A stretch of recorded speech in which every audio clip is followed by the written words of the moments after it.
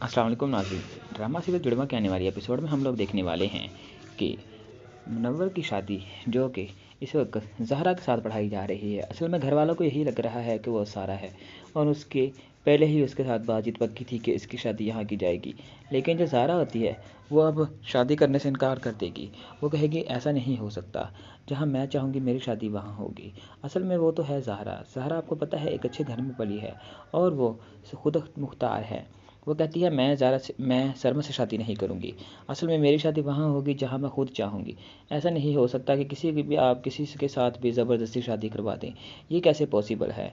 تو ناظرین، دیکھنے والی بات یہ ہوگی کہ جب زہرا منور سے شادی کرنے کے لیے انکار کرے گی تو اس کی دادی کا ریئیکشن کیا ہوگا، جو کہ یہ شروع سے چاہتی تھی کہ ان کی شادی کی جائے آپس میں۔